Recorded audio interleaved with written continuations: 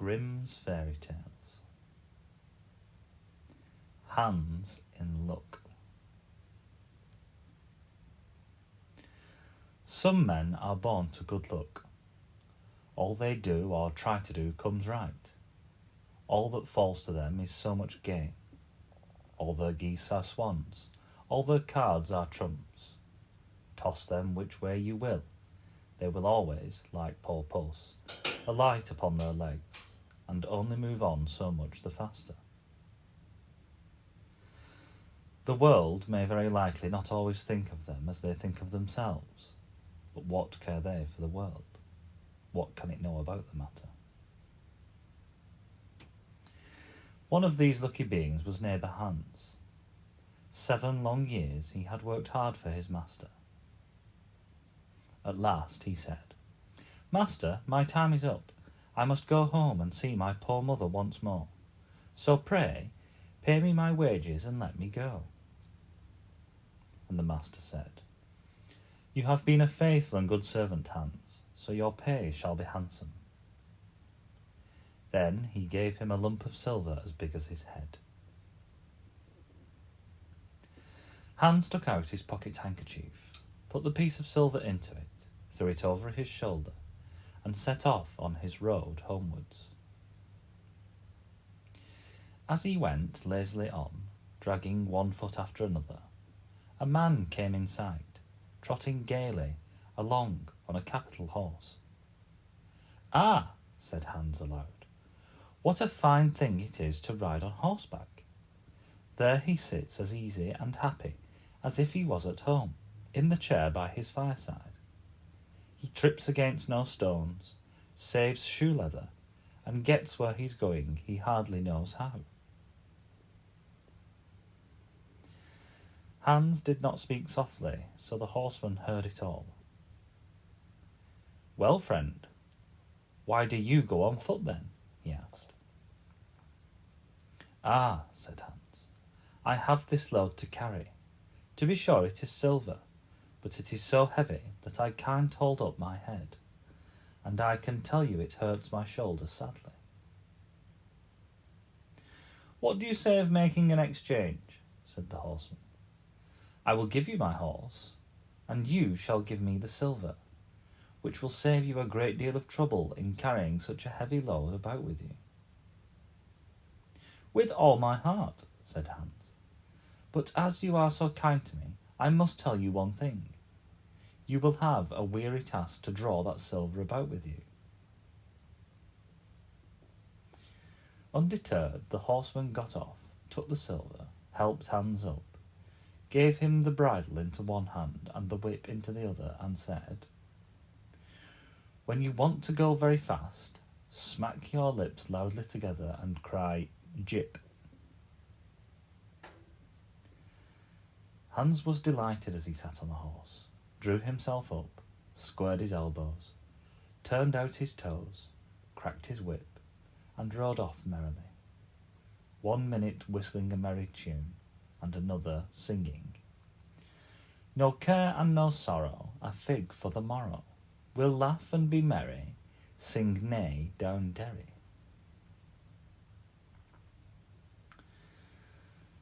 After a time he thought he should like to go a little faster, so he smacked his lips and cried, "Jip." Away went the horse at full gallop, and before Hans knew what he was about, he was thrown off, and lay on his back by the roadside.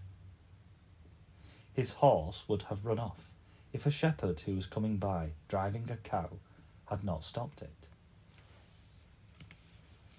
Hans soon came to himself, and got upon his legs again, sadly vexed, and said to the shepherd, "This riding is no joke for a man who has the luck to get upon a beast like this that stumbles and flings him off as if it would break his neck. However, I am off now once and for all. I like your cow now a great deal better than this smart beast that played me this trick, and has spoiled my best coat, as you see, in this puddle, which, by the by, smells not very like a nosegay. One can walk along at one's leisure behind that cow, keep good company, and have milk, butter and cheese every day into the bargain. What would I give to have such a prize?" "Well," said the shepherd, "if you are so fond of her, I will change my cow for your horse. I like to do good to my neighbours, even though I lose by it myself." "Done," said Hans merrily. "What a noble heart that good man has," thought he. Then the shepherd jumped upon the horse, wished Hans and the cow good morning, and away he rode. Hans brushed his coat, wiped his face and hands, rested a while, and then drove off his cow quietly, and thought his bargain a very lucky one. "If I have only a piece of bread, and I certainly shall always be able to get that, I can, whenever I like, eat my butter and cheese with it, and when I am thirsty I can milk my cow and drink the milk. Who could wish for more?" When he came to an inn, he halted, ate up all his bread, and gave away his last penny for a glass of beer. When he had rested himself, he set off again, driving his cow towards his mother's village. But the heat grew greater as soon as noon came on, till at last, as he found himself on a wide heath that would take him more than an hour to cross, he began to be so hot and parched that his tongue cleaved to the roof of his mouth. "I can find no cure for this," thought he. "Now I will milk my cow and quench my thirst." So he tied her to the stump of a tree and held his leathern cap to milk into it. But not a drop was to be had. Who would have thought that this cow, which was to bring him milk and butter and cheese, was all the time utterly dry? Hans had not even considered the possibility. While he was trying his luck in milking, and managing the matter very clumsily, the uneasy beast began to think him very troublesome, and at last she gave him such a kick on the head that she knocked him down, and there he lay a long while senseless. Luckily, a butcher soon came by, pushing a pig in a wheelbarrow. "What is the matter with you, my man?" said the butcher, as he helped him up. Hans told him what had happened, how he was dry and wanted to milk his cow, but found the cow was dry too. Then the butcher gave him a flask of ale, saying, "There, drink and refresh yourself. Your cow will give you no milk. Don't you see she is an old beast, good for nothing but the slaughterhouse?" "Alas, alas," said Hans, "who would have thought it? What a shame to take my horse and give me only a dry cow. If I kill her, what will she be good for? I hate cow beef. It is not tender enough for me. If she were a pig now, like that fat gentleman you are wheeling along at his ease, one could do something with her. She would at any rate make sausages." "Well," said the butcher, "I don't like to say no when one is asked to do a kind, neighbourly thing. To please you I will change, and give you my fine fat pig for the cow."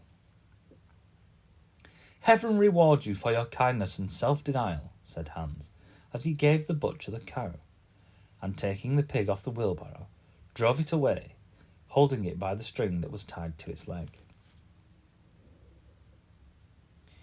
So on he jogged, and all seemed now to go right with him.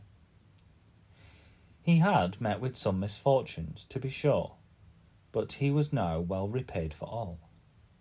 How could it be otherwise with such a travelling companion as he had at last got? The next man he met was a countryman carrying a fine white goose. The countryman stopped to ask him the time. This led to further chat, and Hans told him all his luck, how he had had so many good bargains, and how all the world had seemed to be smiling with him. The countryman then began to tell his tale, and said he was going to take the goose to a christening. "Feel," said he. "How heavy it is! And yet it is only 8 weeks old. Whoever roasts and eats it will find plenty of fat upon it. It has lived so well." "You're right," said Hans, as he weighed it in his hands. "But if you talk of fat, my pig is no trifle." Meantime the countryman began to look grave, and shook his head. "Hark ye," said he, "my worthy friend, you seem a good sort of fellow, so I can't help doing you a kind turn. Your pig may get you into a scrape. In the village I just came from, the squire has had a pig stolen out of his sty. I was dreadfully afraid when I saw you that you had got the squire's pig. If you have, and they catch you, it will be a bad job for you. The least they will do will be to throw you into the horse pond. Can you swim?" Poor Hans was sadly frightened. "Good man," cried he, "pray get me out of this scrape. I know nothing of where the pig was either bred or born, but he may have been the squire's pig for aught I can tell.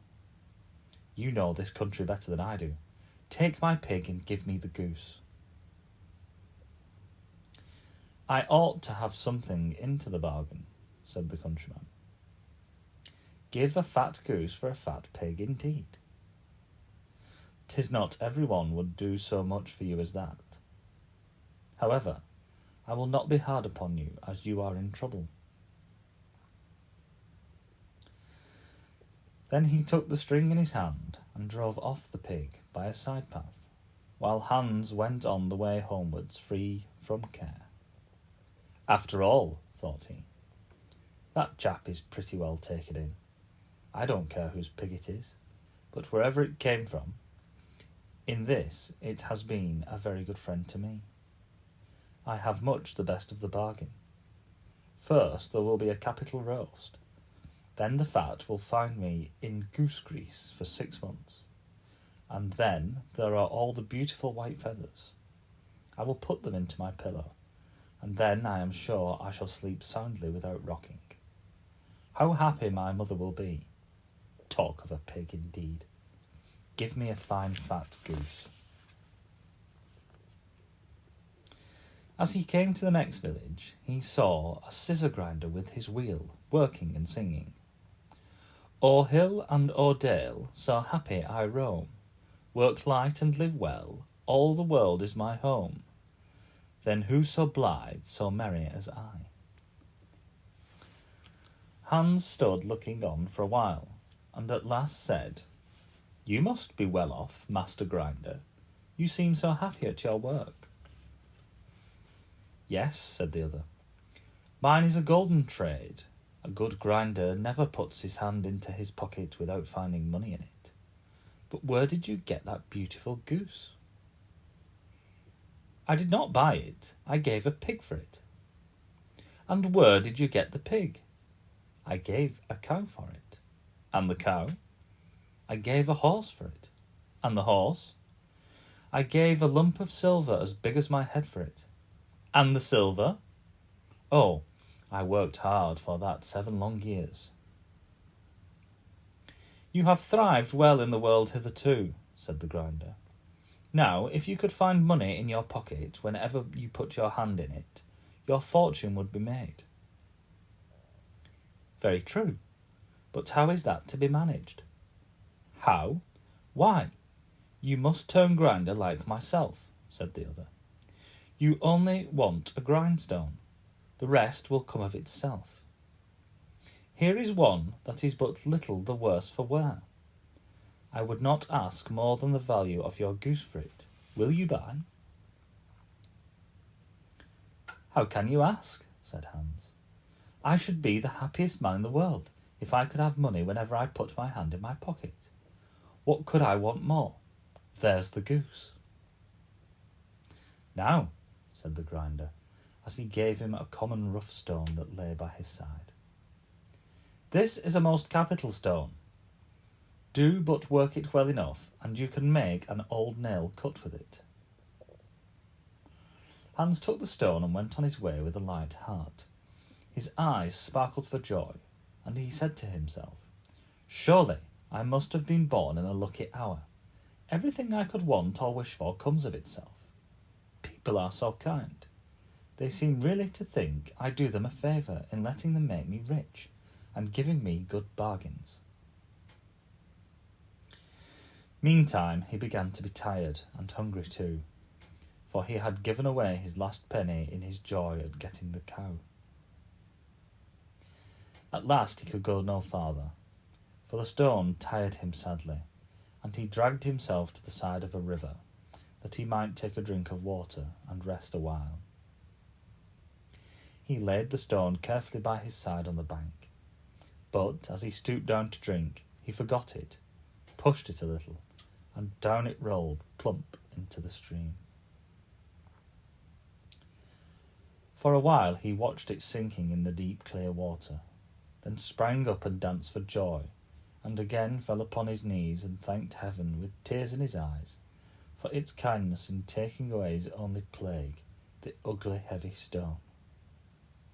"How happy am I!" cried he. "Nobody was ever so lucky as I."